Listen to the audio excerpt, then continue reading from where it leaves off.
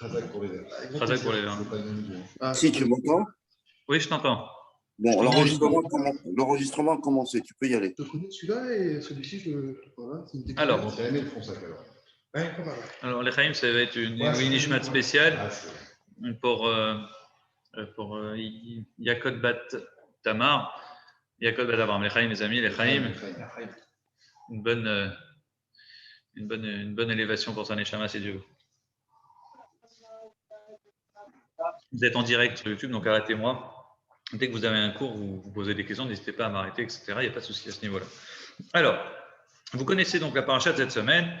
La paracha, c'est la paracha de Vaïkra. On va parler des sacrifices.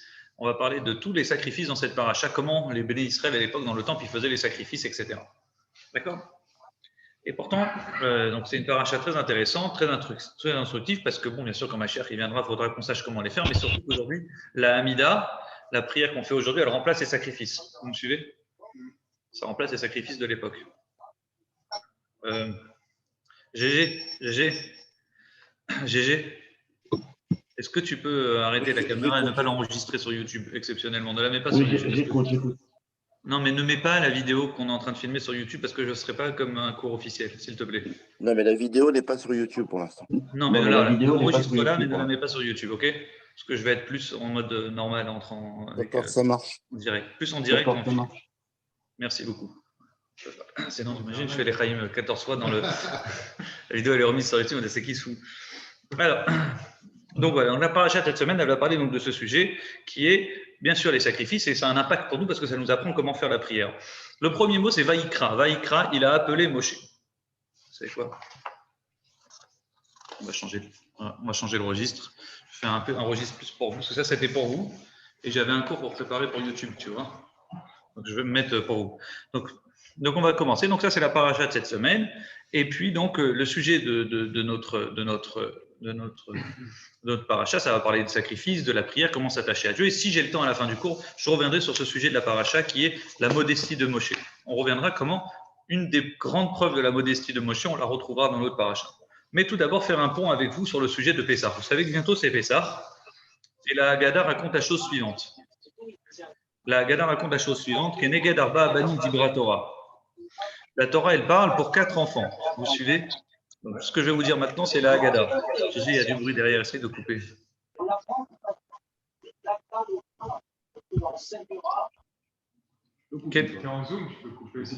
Son micro, oui. Keneged arba abanim dibra Torah. Ça, c'est une phrase de la Haggadah très connue. La Torah parle pour 4 garçons. 4 garçons. Arba abanim. Echad Chacham, Ve'echad Rasha, Ve'echad Tam, Ve'echad Sheno Yodeh Alishol. Il y a un sage, il y a un Rasha, vous connaissez, il y a un simple et il y en a un qui ne s'est pas posé de questions. Rasha Ma'ou Omer, le Rasha, que dit-il? Il dit Ma avoda azot lachem, quel est ce travail pour vous, pour l'interrogation? Lachem, Ve'lolo, comme il dit pour vous, pas pour lui. Ulfi Sheotzi et Atzpou Minaklal, comme il s'est sorti du klal, de la règle, du groupe, Kafar Baïkar, ironie Dieu. Voilà ce qu'a dit la Haggadah. Frappe ses dents, et dit-lui, c'est pour ça qu'Hachem il m'a fait sortir d'Égypte, li à moi, Lolo et pas à lui, ilou ayacham, si jamais il avait été là-bas, loyaniga, il n'aurait pas été délivré. Donc écoutez bien, ça c'est très important. La Haggadah de Pessah, elle va nous reprendre 4 personnages, les 4 fameux enfants. On va dans chaque Haggadah avec une image qui est tout sympathique. Ces 4 enfants que vous voyez dans la Haggadah, ces 4 personnages, ils ne sont pas inventés par le narrateur de la Haggadah. Le narrateur, c'est Moshe. La première Haggadah de l'histoire, c'est Moshe qui l'a faite. Et vous savez pourquoi c'est Moshe qui l'a faite, la première Haggadah de l'histoire? Parce qu'il n'y a pas son nom dans toute la Haggadah. Alors que c'est le personnage principal. Il n'y a pas une fois son nom. Alors que c'est le personnage principal, le libérateur. Pourquoi il n'y a pas son nom? Parce que c'est lui le premier qui la raconte. Et à qui il la raconte? Au Béné Israël. Ben non, les Béné Israël l'ont connu. Alors à qui il parle, Moshe? À ses enfants, à ses garçons. Parce que ces garçons, ils n'étaient pas là. Rappelle-toi, ces 2 garçons. Ces 2 garçons, ils étaient restés avec sa femme, Sipora, qui était à Midian. Vous vous rappelez de cette histoire? Donc, Sipora était restée avec les 2 garçons à Midian. Donc, ils n'ont pas connu la sortie d'Égypte. Donc, qu'est-ce qu'il fait? Moshe, il raconte à ces 2 garçons la sortie d'Égypte. Donc, la première Haggadah, c'est lui.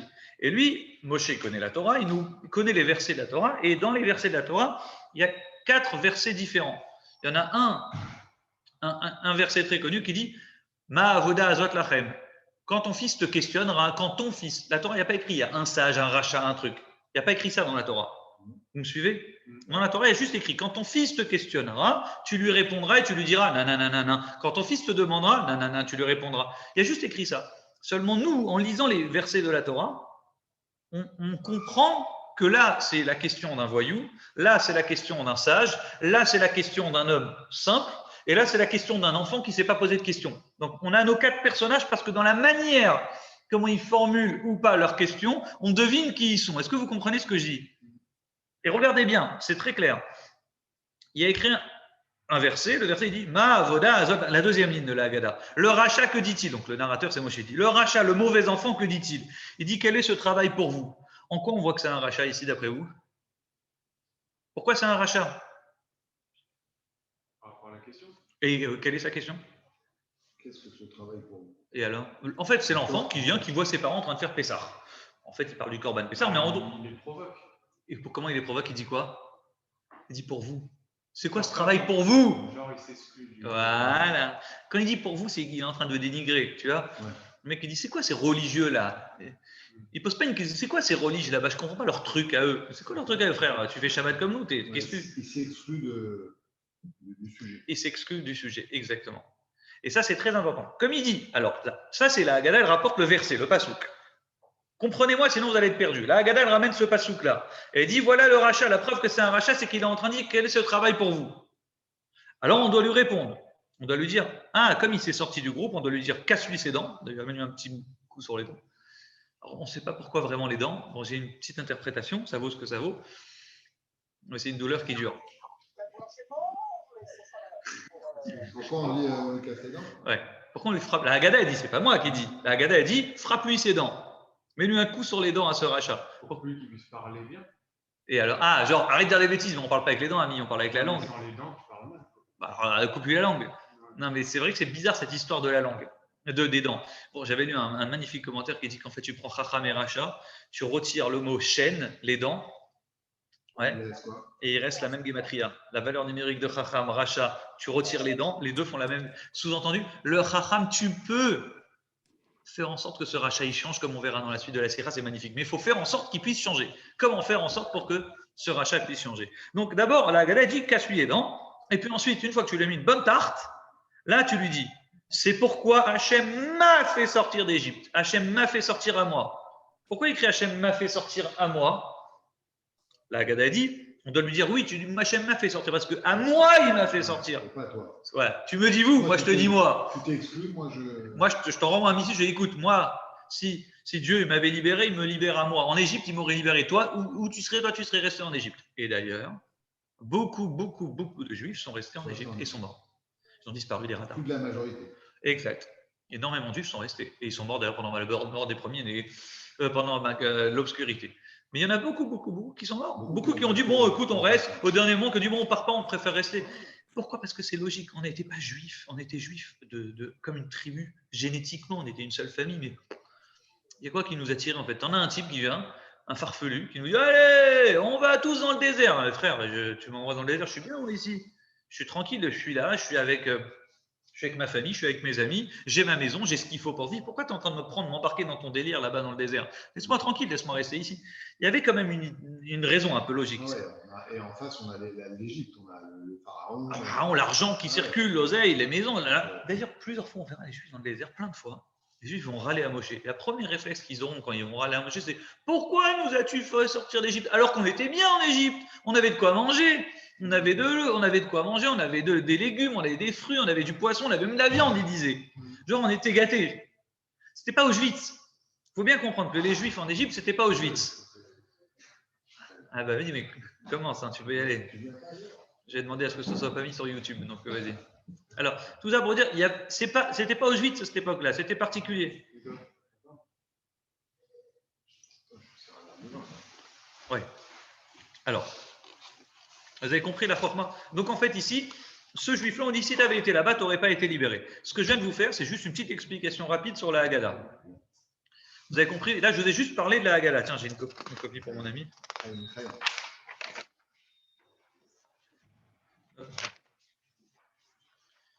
Donc, est-ce que vous avez compris la chorma là? S'il avait été là-bas, il n'aurait pas été libéré. Ça vous va? Yes. Ok, ça c'est pour vous. C'est pour moi.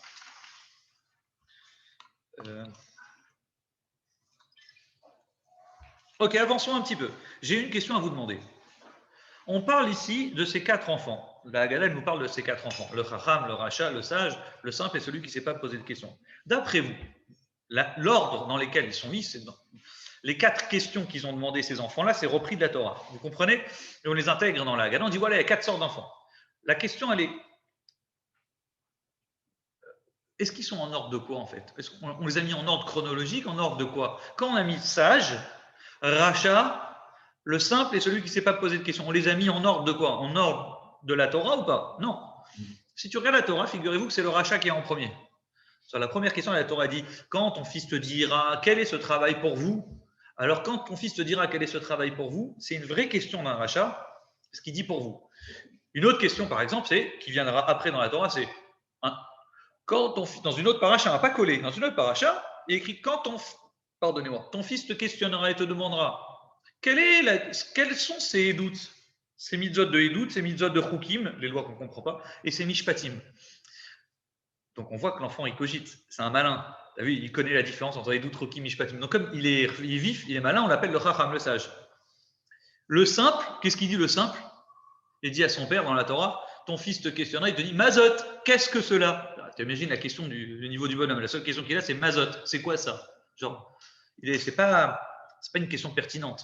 Donc c'est le tam. Et parfois il y a écrit Veigadta levincha, tu raconteras à ton fils. Quand il écrit tu raconteras à ton fils, ça nous apprend que le fils il n'a même pas ouvert la bouche. Donc c'est qui celui qui ouvre pas la bouche? C'est l'enfant qui ne s'est pas posé de questions, le Eno Yodé Alishol. Parce qu'il y a écrit. Il n'y a pas écrit quand ton fils te questionnera, il y a écrit directement tu lui diras. Donc on comprend de là que c'est un enfant qui ne s'est pas posé de questions. Et pourtant, de la Haggadah, elle ne nous met pas les 4 enfants dans le même ordre chronologique que la Torah. La Torah, le Racha, il est en premier, le Chacham, il est en troisième, etc. C'est tout un Big Mac. Or là, la Haggadah, elle ne le met pas dans cet ordre-là. Alors elle choisit quel ordre? D'ailleurs, si elle voulait nous les mettre dans l'ordre de sagesse et d'intelligence, elle nous aurait mis le sage. Ensuite, vous auriez mis qui après? Le tam, le simple. Ensuite, celui qui ne s'est pas posé de questions. Et après, le rachat à la fin, oui. Alors, c'est dans l'ordre de quoi ici? C'est aucun ordre, ni logique de la Torah, ni de bonne action en fonction des bonnes actions. On a un ordre ici qui est mis, mais qui n'est pas logique. L'ordre de l'intelligence. Bravo, c'est exactement ça. C'est le numéro 2. Dans le numéro 2, j'ai triché. Bravo, monsieur Abou Deran. D'accord, c'est un commentateur extraordinaire qui ramène ça. Il a vécu à peu près il y a 700 ans, il y a 800 ans même, je crois. D'accord, donc Abou Deran Marichon, il dit la chose suivante. En fait, la Haggadah nous les ramène en ordre d'intelligence. Donc le rachat, ne croyez pas que c'est un rachat. Un rachat, ça ne veut pas dire un breul. Non, c'est un rachat, mais intelligent. Et voilà, c'est le genre le rachat qu'on n'aime pas. Tu connais le rachat qui est là et il te pose des questions, mais des bonnes questions qui t'embêtent et borderline. Genre, il est quand même là. Il n'est pas viré de l'école, il est à l'école dans la classe. Il pose la question. Il pose la question, mais une question qui t'embête, que tu ne peux même pas le virer parce qu'il te dit hey, j'ai participé en classe. Tu connais, tu dis hey, j'ai pas participé. Tu me dis vous me dites ouais, j'ai participé. Ah, mais tu poses la question qui t'embête. Donc, en fait, c'est un garçon intelligent. On parle d'un enfant intelligent, tu vois, un vrai malin. Et il pose quel est ce travail pour vous? Donc regardez, je vous. Quand même à la table du CDR. Exact. Travail pour vous. Comment tu sais ça? Bravo, monsieur. Tu vois, ça se voit que ça fait au moins 3 ans que tu étudies avec moi. Et dis parce que sache que bon, c'est la conclusion. Il a au moins le mérite d'être à la table du CDR, comme on verra après, il est présent. Donc les Chaim, les amis, vous êtes tous présents. On est 4. C'est qui le rachat ici? Moi, j'avais en plastique. Tu es le tam alors. Tu es le tam. Alors, bon, c'est rapporté comme ça. Écoutez-moi bien. C'est en ordre d'intelligence. C'est exactement ce qu'il dit le Abou Deran. Je voulais que je le lise en hébreu ou en français, vous préférez quoi? Alors, Izkiram Keseder Chormadam. La Torah nous les mentionne comme en ordre d'intelligence. Betrila Chacham au début, le Chacham. Vacharav Racha. Voilà, exactement. Ah, Gamou Chacham, parce que même l'impie, c'est un Chacham. Ou Mitorzdan Libo Marchia, c'est parce que c'est quelqu'un qui fait exprès. C'est pour ça qu'il est mauvais, parce qu'il fait exprès de poser ces questions pour embêter. Vacharav Tam, après on a le simple. Chez No Chacham Mamash, il n'est pas vraiment très sage. Et là, Ishbouk Sat Rochma, il a un peu d'intelligence et au moins il ouvre la bouche. Il parle, mais il Et parle. l'autre, il dit rien. Et l'autre, C'est un vrai- bleu, comme on dit. Bleu, il dit rien. Maintenant, le vrai problème, c'est que maintenant qu'on a compris qu'ils sont intelligents, réfléchissez bien ce qu'il dit le Zohar. Pri Etzraïm, c'est un commentateur du Zohar. Il dit comme ça. Vous avez combien d'enfants? Le Zohar dit 4 enfants. 4. Il y a combien de coupes de vin? 4. 4 coupes de vin. Vous faites le seder, le premier, qui douche. Et le deuxième? C'est sur le deuxième qu'on fait toute la Haggadah. Toute la Haggadah de Pessah, la longue prière qu'on va faire, le récit de la sortie d'Égypte, il se fait avec un verre plein, c'est le deuxième qui représente le deuxième enfant. C'est lequel le deuxième enfant? C'est le rachat. Le rachat. Donc, on est en train de voir ici qu'on fait toute la fête à qui? On est en train de faire toute la fête au rachat. Comme si il a une certaine importance, l'air de rien. Il est tellement important qu'on fait toute la prière sur lui. Et donc, voilà nos 3 questions que le rabbi demande dans la sira. Vous l'avez en numéro 2. Numéro 2 à la fin. Quelqu'un veut lire? Ou vous voulez que je lise? Bon, je vais lire. Il faudrait comprendre. Numéro 1. Pourquoi Torah Kolinianou Bediou? Dans la Torah, tout est précis. Ou Bachar, chez Sof Saf Utsavara Shavesa Mouchle Chacham, si on a mis le rachat à côté du Chacham, Be'echech le marché Benem Sheikhut, on est obligé de constater qu'il y a un lien entre eux, puisqu'ils sont au moins intelligents tous les deux. Donc il y a un certain lien qui fait qu'on les met à côté. Donc quel est ce lien? Et pourquoi il doit impérativement être mis à côté tous les deux? Vous comprenez? Deuxième point. Im la rachat kol Sheikhut Etziat Mitzrayim, si le rachat il a aucun lien avec la sortie d'Égypte, Ketzad Matzah et Mekomo Ba'agada, comment il peut trouver comme sa place dans la Haggadah? C'est vrai, le type qu'on dit, il s'en fiche de la sortie d'Égypte à tel point qu'on lui dit si tu avais été là-bas, tu n'aurais pas été libéré. Tu te rappelles la réponse qu'on lui dit au rachat? Si tu avais été là-bas, tu n'aurais pas été libéré. Et je vous pose une question. Pourquoi on parle tellement de lui dans la Haggadah? Pourquoi on le met en homme important au deuxième vers dans la Haggadah? Vous comprenez ce que je veux dire? Umadoua Medabrim Odot Tav Bet Seder. Pourquoi on parle tellement de lui pendant le Seder? Enfin, 3e question. Et là, c'est donc la question que je vous ai dit. Comment est-ce possible, chez Ikar Haggadah, l'essence de la Haggadah, à nous, Mekashrim, Dafka, la Mirat, la Racha, on l'attache au Racha. C'est vrai que l'essentiel de la Haggadah, ça se fait le numéro 2. Après, c'est quoi? Après, c'est du vide. Après, on fait le repas. Après le repas, on fait Birkat Amazon. Tu prends le 3e verre après le Birkat Amazon, ça fait 3. Et après, tu fais le Hallel Nirsa, tu remplis ton 4e verre, tu fais le fameux Hallel, tu sais, toutes les dernières prières à la fin, et tu bois ton 4e verre. Donc en fait, le 1, 3 et 4, ce n'est pas des vers extraordinaires, mais le vers numéro 2, c'est un vers qui a toute son importance. C'est là où on chante, c'est là où on a l'habitude de parler, de chacun fait un paragraphe, etc. Donc c'est vraiment un moment important, et on voit que ce moment important, il est dédié au rachat. Forcé de constater qu'il y a un enseignement à comprendre qu'est-ce que font le Chacham et le rachat ensemble à côté. Vous avez compris? Ok, alors pour ça, en fait, on peut expliquer comme ça. La Gemara, regardez numéro 3. La Gemara, Sanhedrin, elle ramène un prophète qui dit Chata Israël, Israël a fauté. Or, quand vous réfléchissez bien, on a 2 noms, nous. On s'appelle Yaakov et Israël. Vous vous rappelez de ce cours-là que je vous avais fait? On s'appelle Yaakov et Israël. Et pourtant, on s'appelle Yaakov Israël. Israël, c'est le nom d'honneur. Roche, c'est le mot la tête. Dans le mot Israël, le mot roche, la tête. Yaakov, il y a le mot talon. Genre, un juif, quand il faute, c'est un Yaakov. Tu vois, il est dans la matière, il fait les erreurs. Etc. Israël, c'est le juif de Shabbat. C'est le juif qui est bien, qui est posé, qui étudie, qui est studieux, etc. Pourtant, il y a écrit Israël a fauté. Donc le prophète, il dit Israël a fauté. Et la Gemara a dit, mais c'est étonnant. On aurait dû dire éventuellement a fauté Yaakov, le peuple de Yaakov. Pourquoi on dit Israël a fauté?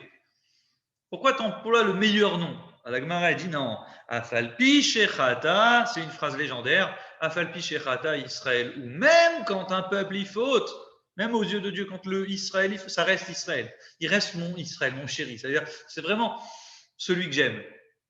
Alors, même quand il a chata, même quand il a fauté, il reste Israël. Un juif, même quand il faute, c'est un bon juif. Vous comprenez ou pas? C'est ce qu'a dit la Gemara. De là, on apprend un truc très très important. C'est que ce rachat, ça reste un bon juif, au moins foncièrement. Après, il faut travailler sur lui pour essayer de le changer. Mais c'est un bon juif. Ce rachat, c'est un bon juif. Et regardez bien la Haggadah, quand vous réfléchissez bien, on dit quoi? Regardez le titre. Keneged, au début, dans le numéro écrit. Pour 4 enfants, la Torah, elle parle. Arba Abanim Dibra Torah. La Torah nous parle de 4 enfants. Chacham, Ve'echad, Chacham, il y a un sage, un rachat, un simple, un. Et oh, ami, pourquoi Haggadah, tu nous prends pour des gens qui ne savent pas compter?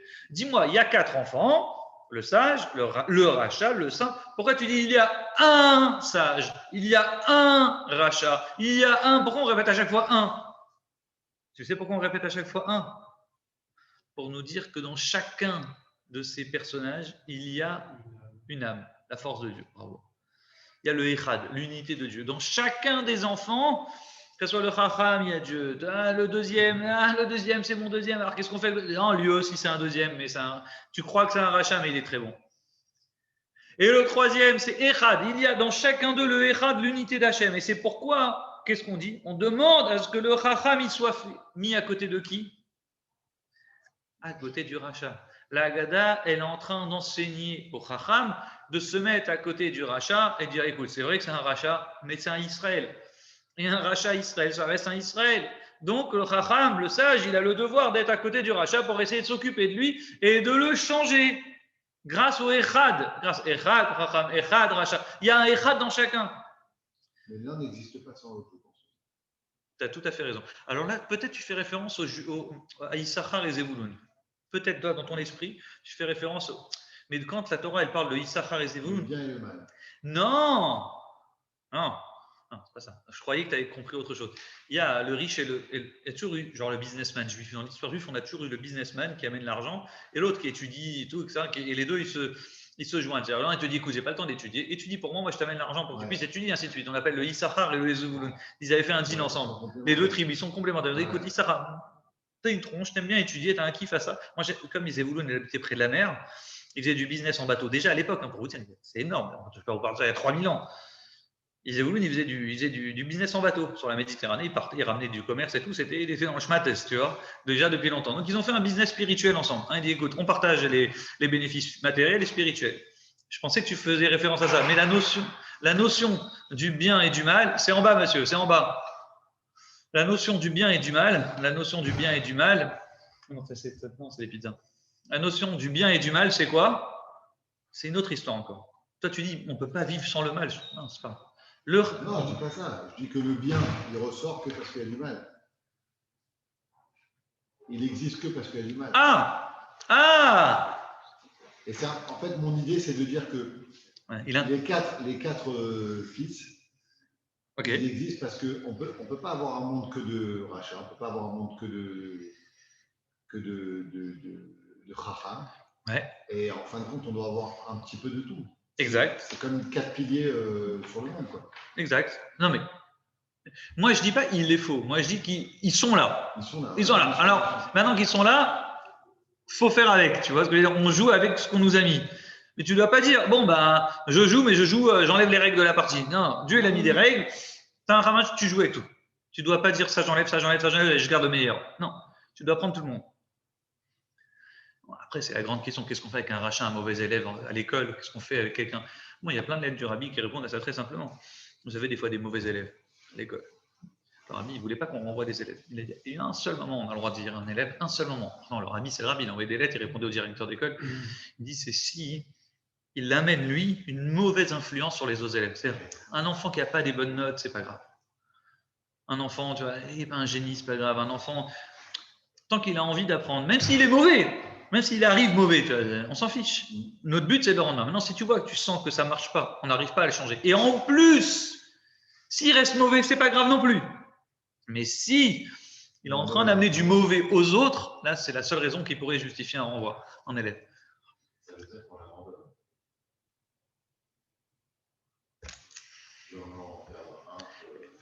Oui, tu dis ça, mais moi, attends, je coupe juste le micro.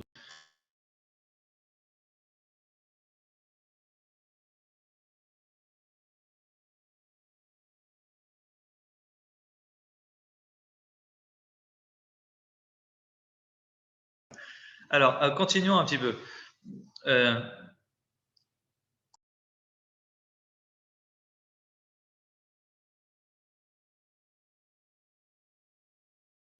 Alors. Il est fort. Bon alors, continuons un petit peu dans cette lancée. On va parler tout de suite. Maintenant que vous avez compris que le Chacham doit être à côté du rachat pour l'aider, regardez bien comment c'est intéressant. Le mot Israël, comment il s'écrit? Vous l'avez dans le numéro 4. Comment il s'écrit le mot Israël, ami? Il s'écrit Yud, Shin, Resh, Aleph, Lamed. Vous voyez dans le numéro 4? Eh bien, Israël, c'est les abréviations de Yesh, Shishim, Ribo, Otiot, la Torah. Regarde. C'est Yesh, Shishim, Ribo, Otiot, la Torah. Tu as le Yud, le Shin, le Resh, le Aleph et le Lamed qui fait Israël. Ça veut dire quoi, Yesh, Shishim, Ribo, Otiot, la Torah? Il y a 600 000 lettres dans la Torah. Effectivement, on a combien de lettres dans la Torah? 600 000. La vérité, non. Je vous le dis franchement, comme ça, au moins, personne ne vous tourne dans la tête. Quand ils disent ça, il y a moins de 600 000 lettres dans la Torah.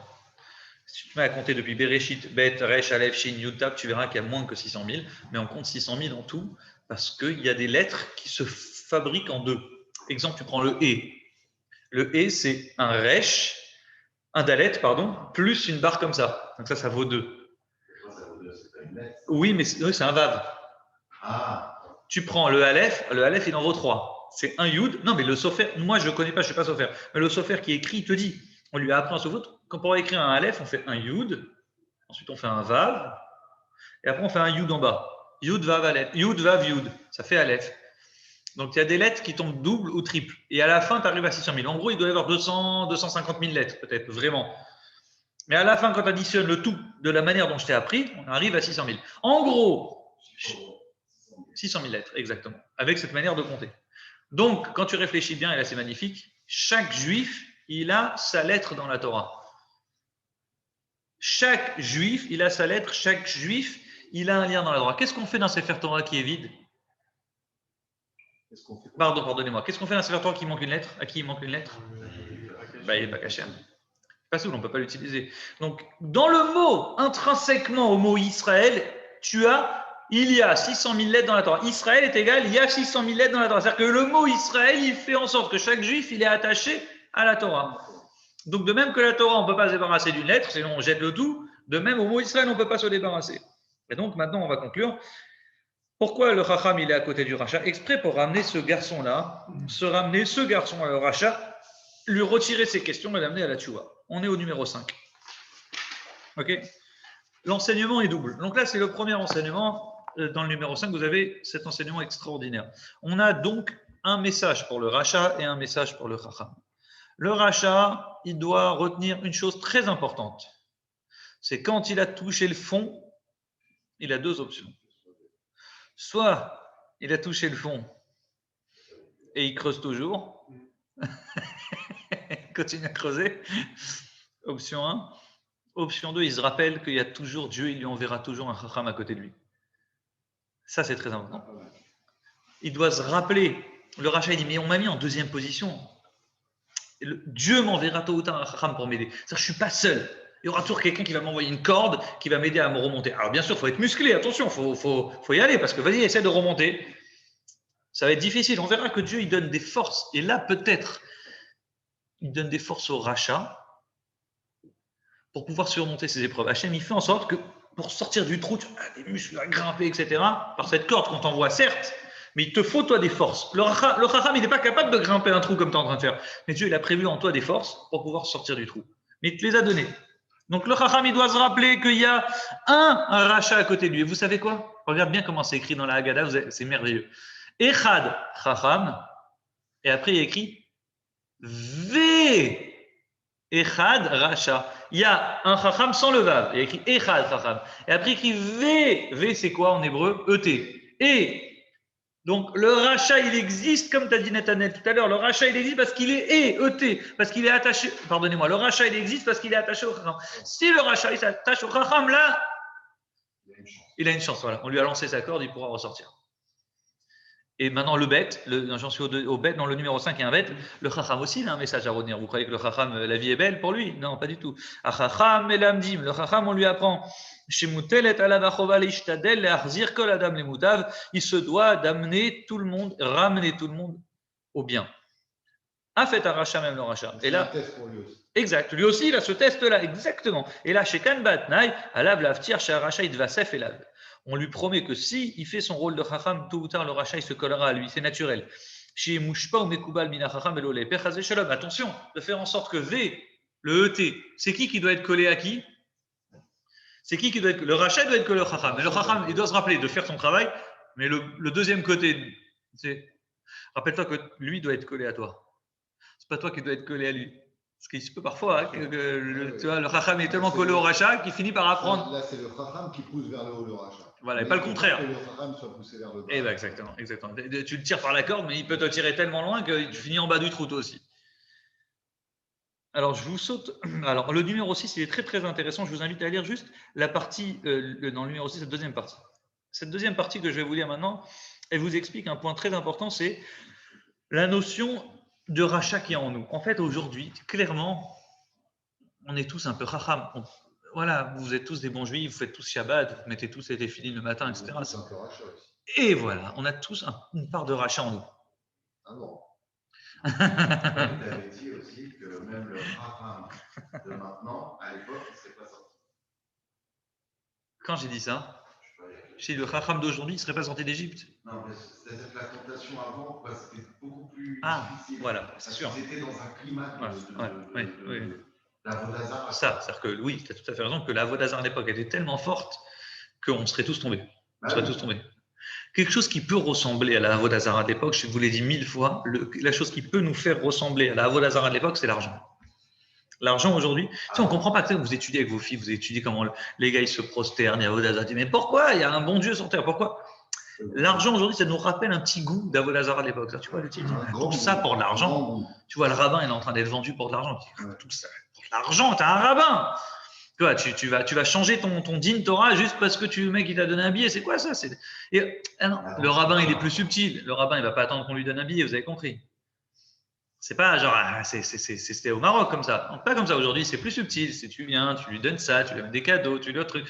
Donc à la fin il est voilà. Le riche pour de l'argent il est prêt à être Mechalel Shabbat. Le riche pour de l'argent il est prêt à être Mechalel Shabbat. Pour l'argent, le type, il va transgresser Shabbat. Mais pourquoi? Dans le ciel, on dit, mais pourquoi? C'est la Avodazara. Le type, dit, ah non, j'ai pas le choix, j'ai un contrat à faire. Mais pourquoi? Patiente. C'est la Mais c'est exactement pareil. Le type, il est prêt à trahir son ami. C'est quoi Avodazara? On égorgeait des fois des animaux et aussi des humains. Les fous, ils égorgeaient des humains. Pas nous, chez les juifs, on n'est pas arrivé à ça. Mais tu regardes la Avodazara des Goïm, il y a des sacrifices humains. Tu es prêt à égorger ton ami pour ta Avodazara? C'est quoi ça? C'est aujourd'hui, tu es prêt à trahir un ami, tu es prêt à lui mettre 3 gifs, 4 gifs, le démonter juste pour de l'argent. Donc, il n'y a plus de limite. Donc, ce que je veux vous dire par là, c'est il y a le chacham, il y a le rachat. Le chacham, il doit travailler sur le rachat. Le problème, et ça, c'est un petit diouk que le rabbi rajoute, on a tous un rachat en nous. Et le problème, c'est comment on fait pour se préserver du rachat qui est en nous, d'après vous?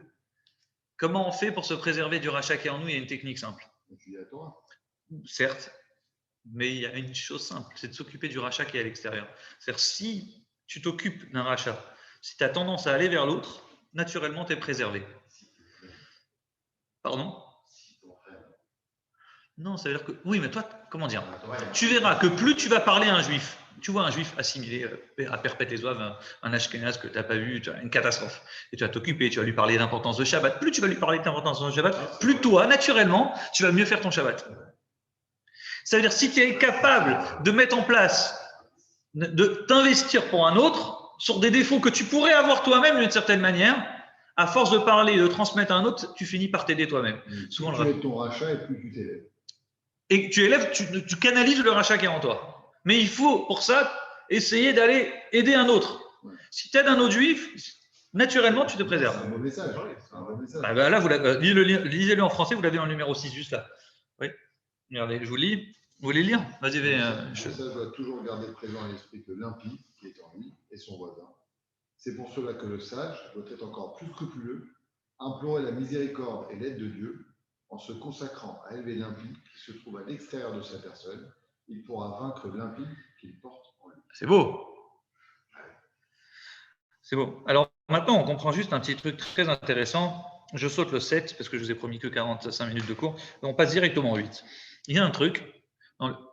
Vous avez tous reçu les 10 commandements. Vous êtes d'accord avec moi? Sauf que le problème, c'est dans les 10 commandements, Dieu il dit… Donc, Neshamot était présente, mais on se rappelle d'une phrase, c'est « Je suis l'Éternel, ton Dieu ». Il n'y a pas une incohérence ici? Je suis l'Éternel, ton Dieu. Pourquoi ton Dieu? Et comment il aurait dû dire votre Dieu? Bah oui, il s'adresse à un public. Mais tu avais dit que en fait, les Juifs, Moshe les a rassemblés en une seule et même entité.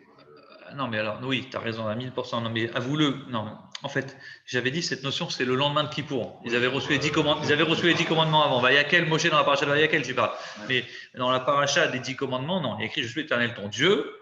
Et les Juifs, ils étaient tous présents individuellement autour de la montagne. Moshe, ils n'avaient pas tous rassemblés au même endroit. Mais là, pourtant, il y a écrit je suis ton Dieu. Il aurait dû dire je suis votre Dieu. N'importe qui, tu t'adresses à un public, tu dis je suis votre maître. Or, la raison, c'est qu'en fait, chaque Juif à cette époque a entendu Dieu qui s'adresse à lui personnellement, comme si que la voix le pénétrait.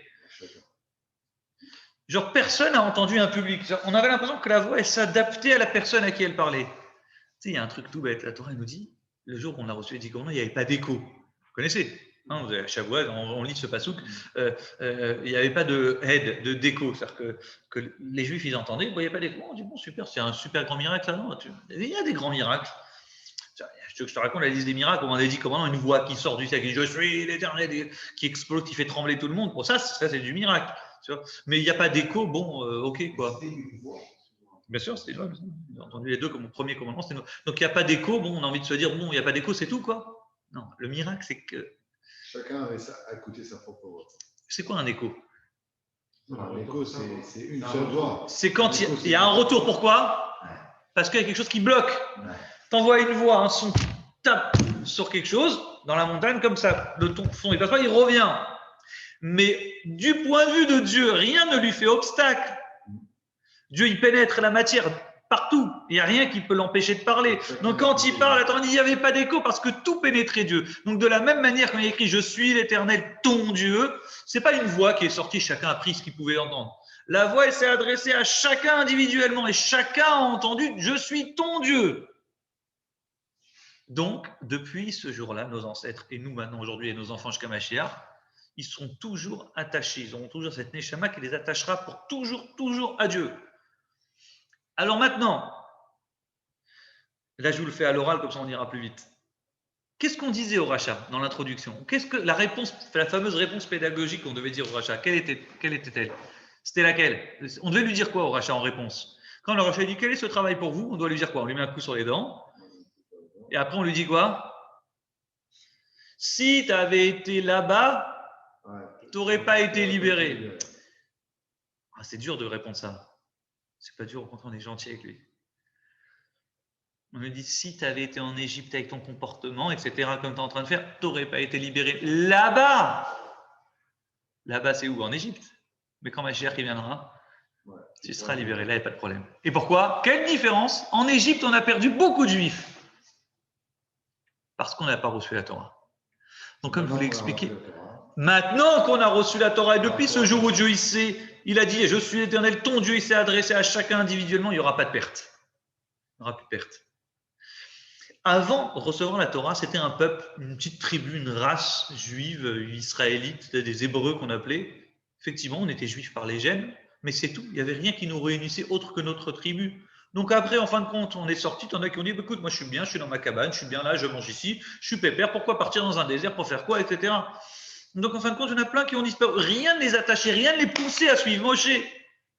Mais depuis qu'on a reçu les 10 commandements et Dieu nous a dit, je suis l'Éternel, ton Dieu, il s'est adressé à chacun individuellement. Depuis ce jour, on sait que chaque juif sera libéré. Et c'est pourquoi, qu'est-ce qu'on va dire? On va lui dire au rachat, si tu avais été là-bas, tu n'aurais pas été libéré là-bas. Mais quand Mashiach revient, tu seras libéré. Arrête de faire le clown. Arrête de faire le clown.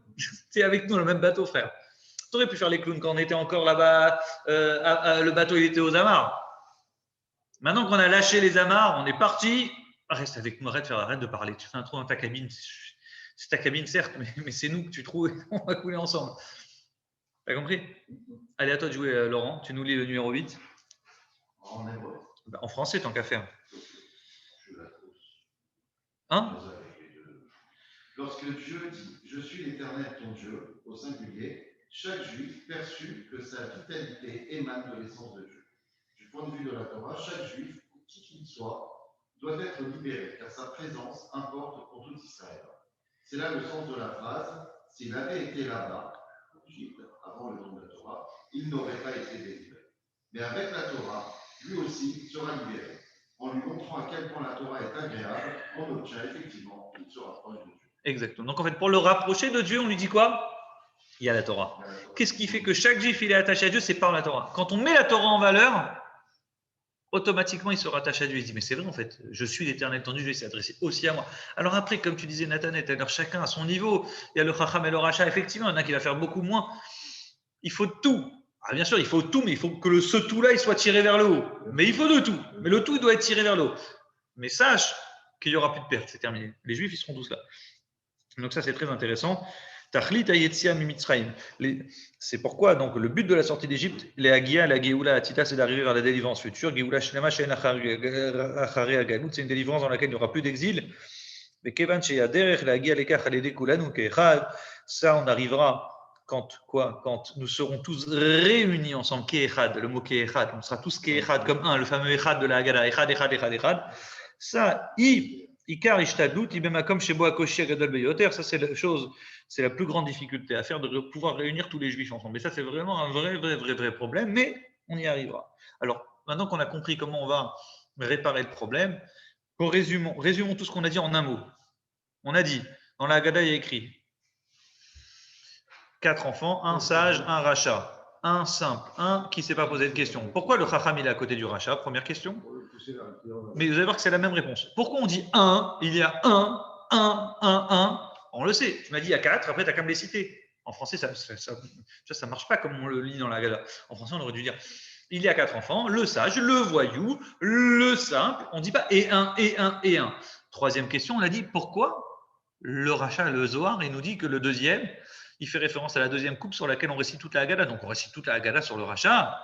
La réponse est que le rachat, c'est un Israël. Et un Israël, même quand il faute, ça reste un Israël. Et notre devoir à nous, le Chacham, c'est d'être à côté du rachat pour le préserver, pour l'aider. Et le rachat doit se rappeler aussi qu'il y a toujours un Chacham sur sa route pour essayer de le ramener. Ça, c'est la première partie de l'enseignement. Ensuite, on nous dit, depuis quand? On lui répond dans sa réponse, si tu avais été là-bas, tu n'aurais pas été délivré, au sens où là-bas, tu n'aurais pas été délivré. Avec nous, tu seras délivré. Pourquoi? Parce qu'on a eu au passage un truc qui a tout changé. C'est quoi? C'est le fameux Torah qui dit « Je suis l'Éternel ton Dieu ». Donc, concluons avec cette lettre magnifique du Rabbi, vous l'avez dans le numéro 9, où le Rabbi dit « Ça, c'était du gâteau. Ce que je viens de vous dire, tout le monde adhère.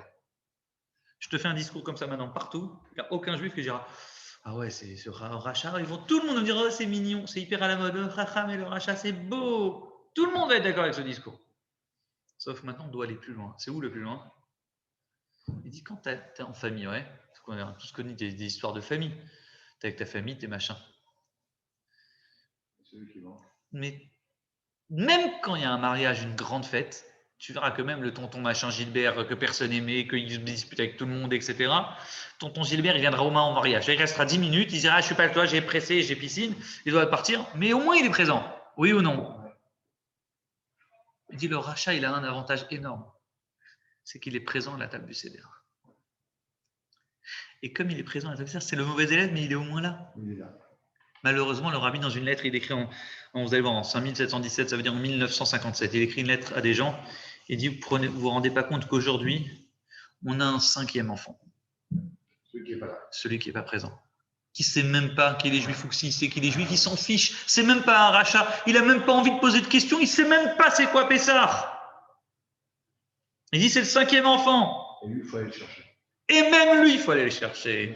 Il dit, le rachat, c'est facile, il est à la table. C'est facile de faire. Le mec, tu le vois tous les matins. Salut, tu viens étudier, ouais, tranquille, ouais, bon, c'est beau. C'est un vrai message de la Bâtisse Israël. Ah, c'est plus que la Bâtisse Israël. Le rachat, tu dois le monter vers le haut.